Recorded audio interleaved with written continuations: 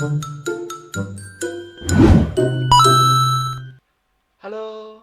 Thank you so much for watching this video. In this video I'll be reacting to one of the early uploads from the YouTube channel, the Game Theorists. Yeah. What was I going to say? This video came out in 2013, sorry. 2013, so it's around 8 years ago. The people there are very amazing. If you do have the time, just go over there and show support for the Game Theorist channel. They are amazing people with amazing content. And if you do like my video, please consider to like, share and subscribe to my channel, and comment down below if you have anything to share with us. Thank you so much. Having said that and done, let's continue watching the video. I'm a huge fan. I'm a huge fan of their videos. Back in February, I made a video about the evolution of Street Fighter's interface. Ronnie! Oh, the content creator is Ronnie. And a bunch of you guys were wondering what I thought about Smash's interface because it's so wildly different from that of Street Fighter's. Which is a very good question, actually. So, in honor of Brawl's 5th anniversary as of last March... Wow, 5th anniversary? It's already been that long? Jeez. In honor of Brawl's 5th anniversary, we're talking some Smash. That sounds so awkward.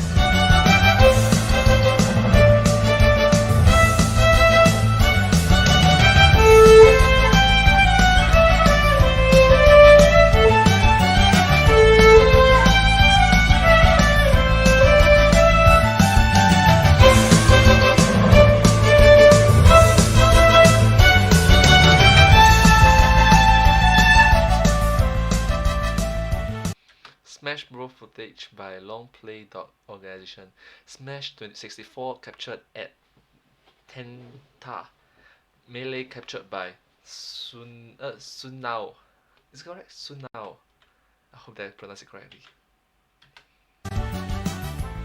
So Smash is a very hard topic to cover because there are so many different ways to play Smash competitively. Massive disclaimers. And it changes so drastically between every game. And some higher level matches don't even resemble lower level matches, and stock matches are different from time matches, which are different from time stock matches, and don't even get me started on items, and then you have moves that have random properties, but then you have the hacks, which...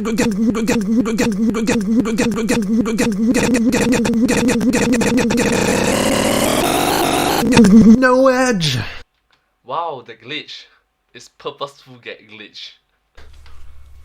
No edge. All of this being said, there are common mechanics between each Smash game, and these mechanics remain more or less intact regardless of settings. Massive disclaimers. So I'll try my best to just talk about those. Keep in mind that I am painting with a very wide brush here, due to the subject matter, so I'm going to need some wiggle room here and there. Massive disclaimers. Also, I'm going to talk about the series from the point of view of the developers. Even though techniques such as wave dashing are fundamental to advanced play in certain Smash games, remember that a lot of these are either glitches or exploits, and the designers had no clue they even existed, and thus no reason to really take them into account when they were designing the game. Alright, so with those massive disclaimers out of the way, let's dig in. So is Smash just being with those massive disclaimers out of the way, different for the sake of being different, or is there some reason as to why its interface is so dissimilar? If you haven't seen the life bar video I mentioned earlier, I suggest you watch that because it lays a lot of groundwork for what I'm going to talk about here. One major thing I'd like to point out is that damage plays a much different role in Smash than it does in Street Fighter 2. In Street Fighter 2, damage is the sole deciding factor on which player wins. Even when time runs out, the player with more damage loses. At its core, it's rock'em sock'em robots. If you hit your opponent enough times with any attack at all, they die and you win. The end. Everything is dead. Smash is much like a Nintendized version of sumo wrestling, where the goal is not to deplete your opponent's life bar, it's to knock your opponents off the stage more times than they knock you off. The scoreboard doesn't much care if you're at 0 damage or 600, it's only concerned with players falling outside the stage's boundaries. You can absorb 3 times the amount of damage your opponent absorbs, and they can still lose. This just doesn't happen in Street Fighter 2. Now don't misunderstand me, damage does play a role, by making you fly further proportional to the amount of damage you take, but it's a much more passive role than the one it plays in Street Fighter. It can almost be thought of as a different mechanic entirely. Also, the amount of punishment a Smash character can take over the course of a match is ridiculous when compared to Street Fighter. Counting 0, Smash gives you 1000 hit points before your damage is maxed. And, for very good design reasons, most attacks deal less than 1% of damage to that total amount. Contrast this with Street Fighter 2, where, provided it's not blocked, any attack any character does is guaranteed to deal more than 1% of damage. This, along with the differing roles that damage plays, fundamentally alters the amount of time it takes to win a match in each game, which drastically changes the pacing. Which is important. A typical round of Street Fighter 2 lasts less Yep, still with you. Definitely still with you. Than a minute, where standard stock matches of Smash can last twice as long. Because of Street Fighter 2's comparatively shorter matches, the players need to put the bulk of their attention on the action and spend less time up top. So finding a lightning quick and super simple way of displaying all of the necessary information without disrupting the pacing was a must. Smash's pacing is much different from Street Fighter 2's, however. Due to its mechanics, it tends to take a much slower and deliberate pace, so a lightning fast way of displaying information isn't anywhere near as important. Couple this with damage itself behaving differently, and a change in interface might not be a bad idea. In my other video, I praised Street Fighter 4 when it made a single minute change to its mechanics and reflected this change in its interface. Well, I feel confident when I say that all of these fundamental changes that Smash makes to the usual formula would definitely warrant a few changes. If you were to use life bars, most attacks would only take slivers off at a time, and you'd almost always die before your life bar drained all the way, which might be perceived as a bit counterintuitive and just awkward. Also, as a result of Smash's mechanics, it becomes incredibly useful to know the exact amount of damage you and your opponent have, because different attacks can become incredibly dangerous once you've crossed certain damage thresholds. As an example, at 0 damage, even a fully charged arrow from Pit is no huge deal. At exactly 294 damage, things become much different. Pit's arrow can KO a medium-sized character no problem if it's fully charged, so numbers might just be the way to go. And since Smash's pacing is much slower to begin with, you don't have to worry about it bogging the play experience down like it would in Street Fighter. As for why the damage meters are at the bottom and not the top, this is also a result of damage playing a different role. In Smash, characters are sent flying through the air and have to recover all the time, so aerial combat carries much more emphasis. As a result, it just makes sense to place the damage meters at the bottom. The meters are also in order from left to right, respective to the controller ports, because it builds upon established mental connections. I'm player 3, my controller is in port 3, it makes sense that my meter would be the third one over. I do have issues with the timer placement though. I really just don't get it. Yeah, got nothing. So, on a surface level, these two games might look similar enough, but if you go deeper and look at the underlying mechanics, you'll notice a few notable differences, and these differences in mechanics have a huge impact on the final play experience. So much so that a change in interface is almost inevitable. It's like if you take two ships that are en route to the same harbor, but you turn one just 3 degrees clockwise before they set sail. At the start of the voyage, it looks like they might end up at about the same place, but if you actually follow everything through to its conclusion, you find that the two ships end up in drastically different places. And you might need different maps? I don't know, I think you guys get the analogy though, you're smart. And it's here that a lot of us start asking the question. Because of all the changes Smash makes to the usual fighting game formula, and the consequences that these changes have, can Smash be considered a fighting game? Ooh,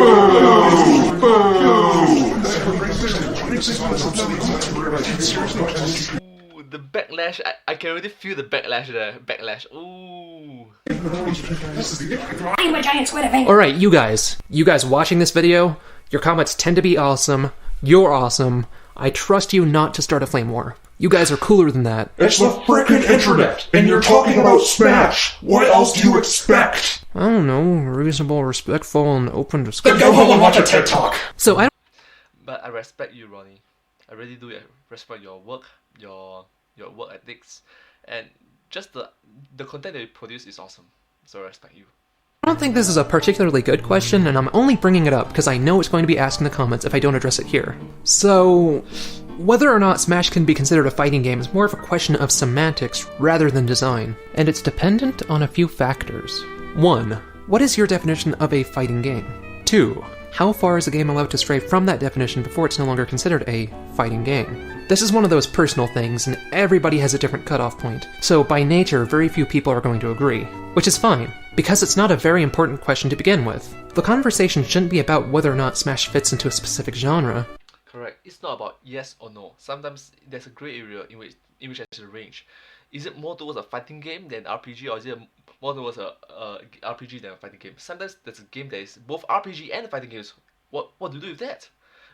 No. But rather, what Smash does, and how good it is at doing what it does. Game genres are weird anyway. Like, sometimes we distinguish between genres based on the camera angle alone, regardless of how much or little this actually affects the play experience. But I've digressed. Smash makes some key changes to the usual formula, and it recognizes these changes and mirrors them in its interface design, which is a great design decision in my book.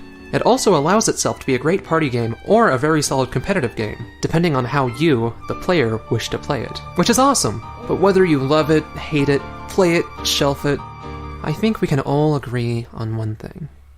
Slipping is just freaking stupid.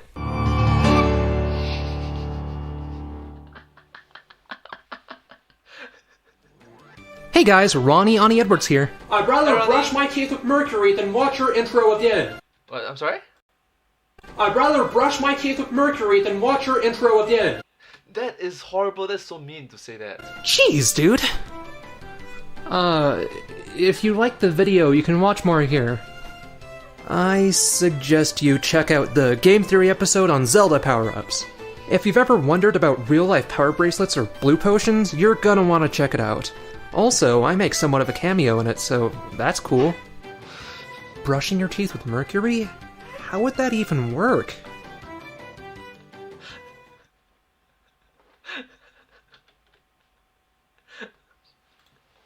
My god. Ronnie's Ronnie's sense of humor is really unique.